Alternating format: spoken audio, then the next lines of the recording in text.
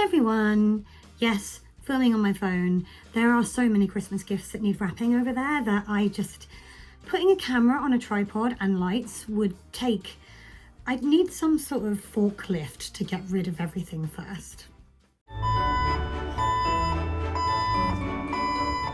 Anyway, I wanted to talk to you about something that is really important to me this week, because a couple of weeks ago I made a video that I called I Don't Care. That video was all about the fact that I am somebody going through perimenopause, and perimenopause has many bad sides to it. You know, there's palpitations, itchy inner ears, hot flushes, feeling like you can't remember why you've walked into a room, and getting enraged over very small, trivial things. Which I kind of am about to. And I said in that video, the only thing that is good about being in perimenopause is the fact that I no longer care about silly little trivial things that people might try to trip me up with or upset me with. If somebody says, I really hate your jumper, I'm like, so? Whereas once upon a time, I probably would have been like, I love this jumper. Why would you be mean about my jumper? It's got a Westie on it. And I spoke in that video about how freeing it is to feel like I don't care about these silly little things anymore. I can just let people's negativity wash off me and it doesn't upset me in the way it used to. It was a very empowering video, or at least it was supposed to be. But then I made the mistake of sharing it on Reddit. And a man commented.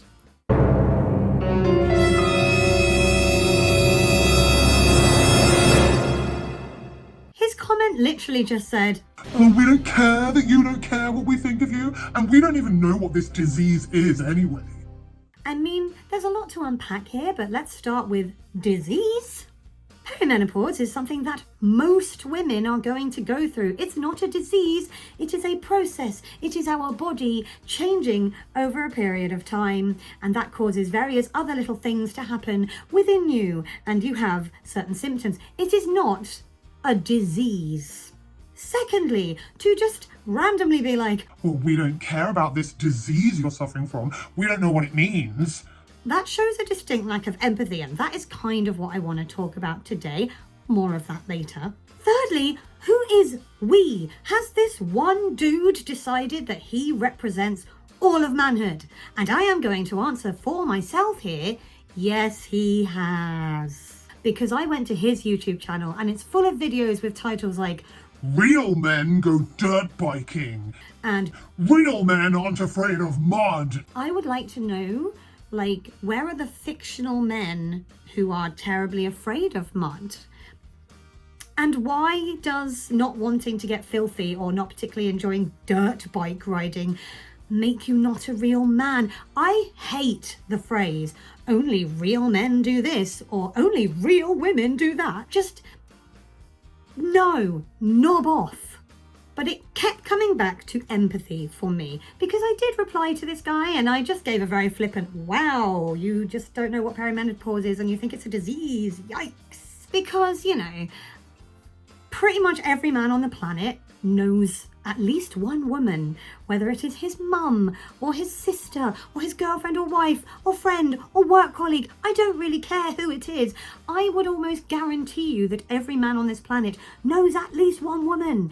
And if he knows a woman, she either has been through this or will go through it. So being all like, well, I don't care what that is like really weird. So weird, right? LOL. Now, we live in a world where people like to pee from a great height on anything they don't particularly like. So this guy didn't particularly like me responding to him and saying like, whoa, you don't know what something like practically 50% of the population is going to go through is? Cool story, bro. He came back and was like, you don't know what a blah-de-blah is. And he was naming like, I'm assuming bits of a dirt bike or tools you use on a dirt bike. And because I'm not a real man, I don't know what they are. And I just very calmly responded to him and was like, yeah, the difference is if I needed to know what one of those is, I'd ask someone and I'd listen to what their answer was. And you are just being like, don't know what that is, don't care that you don't care either. But it made me think about empathy an awful lot. And empathy has kind of been a big topic recently because, you know, lots of people who should have it either don't or they don't want to show it. And that is bad. The right wing's latest martyr, Charlie Kirk, once said that he believed that empathy was a made-up New Age term that does a lot of damage. Huh? I remember reading that quote after he died, and yes, I had no idea who Charlie Kirk was until he died, and quite frankly, it was a happier time. But anyway, I remember reading that quote and thinking, what? Because after all, empathy literally means the ability to understand other people and share their feelings, or at least acknowledge their feelings. I'm so baffled by the idea of somebody being like, oh, understanding other people and how they feel about things, disgusting and wrong. Now, some people have a heck of a lot of empathy and some people have like none.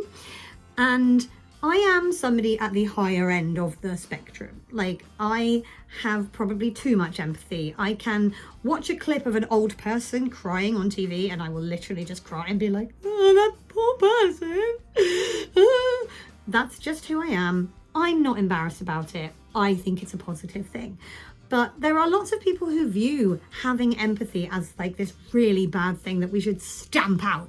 They put it in the same category as wokeness, and you all know how I feel about people who are anti-woke. And if you don't, I don't like them. Because going back to this dude on Reddit, like his view was, well, I don't care about this disease you have because I've never heard of it.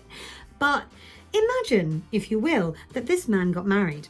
I know, it's difficult to imagine somebody would want to shackle themselves to a guy like that, but let's try. Let's imagine that, 10, 15, 20 years from now, I don't know how old this guy was, so I can't guess, his wife becomes perimenopausal. Let's imagine that she is kept awake at night by night sweats. Let's imagine that she is incredibly emotional because her hormones are all over the place. She is experiencing palpitations and she's worried that she's about to have a heart attack and die. She's, not feeling chipper. A person with no empathy is just going to be like, sort it out, love. Get over yourself. And that, my friends, is what leads to divorce.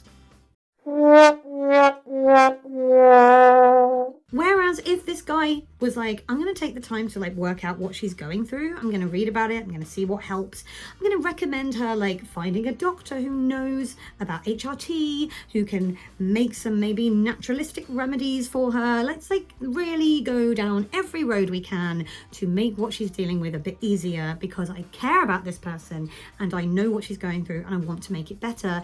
That relationship then that he's in with his wife is going to be so much better because he's taken the time to look at what she's going through and try and understand it. That's empathy. That's all empathy is. It's looking at someone, trying to work out what they're going through, feeling a bit of what they're going through, and caring about what they're going through. That's not a bad thing. Like I said, I'm somebody with a really crazy, stupid amount of empathy. And I say stupid because, sometimes I will be that person who's like, oh, I was going to put this book under my bed, but what if the book feels bad about being under the bed instead of on the shelf over there? I can't do that to that book. That book might feel sad. Don't be sad, Miriam. It's a book, Emma. It doesn't feel anything. Put it under the bed.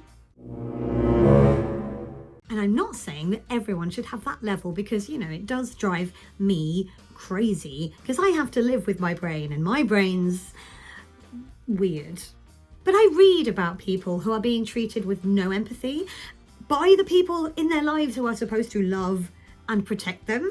And I'm like, what's going on here? Why are you in this relationship? Why haven't you told that person to be gone? Because people will put things on social media and they'll be like, I lost my grandmother 2 months ago and I'm really depressed, but I went on a date with my boyfriend the other day and he was like, Oh my god, you're not still going on about your grandmother, are you? It's been 2 months, get over it. And a little bit of empathy would mean that guy still had a girlfriend. Everybody on this weird little rock spinning around in space that we call home is living their own life and going through their own stuff. And yes, we get really wrapped up in our own lives. There are things going on in my life right now that I'm not going to share with YouTube, but that are taking up a huge amount of brain space. There are things going on in my life that worry me and stress me out, and sometimes I feel I have to talk about it. And whilst I am wrapped up in my own stuff sometimes and thinking about how I hate my voice sounding so croaky and how I hate that I'm not very well and I wish this virus would just go away, I also have got time and capacity within me to be like, okay, well, I know this person is going through something worse than me and I need to put my stuff over there for a minute and just check in on them and make sure they're okay, because if our roles were reversed, I would want the same support that I'm trying to give given to me. I'm also very aware that people have feelings, that people don't always express how they really feel. And when you are feeling really down and you're not somebody who's very heart on sleeve and just tells everybody, people need to be aware and attuned to your little signs that show something might not be right. Empathy. Empathy can save lives. Now, I am not for a second suggesting that we all go around all day, every day, just being like, are you okay? Don't worry about me. Are you all right? Everything I do, I'm going to consider you first, because it's not practical. We all have days where we wake up and we just think, I don't feel great today. I'm going to keep my jammies on all day, binge watch some telly, listen to some podcasts, and just like not be in touch with people because that's what I need right now. And that's fine. There's nothing wrong with having a bit of you time. There's nothing wrong with being like, what do I need? In fact, it's dangerous when you don't. But to suggest that having empathy for other people is dangerous or does a lot of damage is unhinged. So yes, I managed to not send this guy on Reddit a really long screed about how empathy is very important and he clearly lacks it. But I thought I'd make a video about it instead.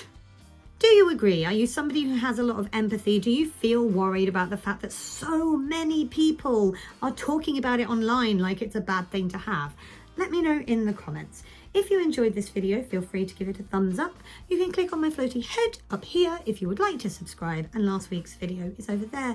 As you can hear, I can't talk anymore, so I'm going to stop. I'll talk to you all next week, hopefully. Take care, everyone. Bye.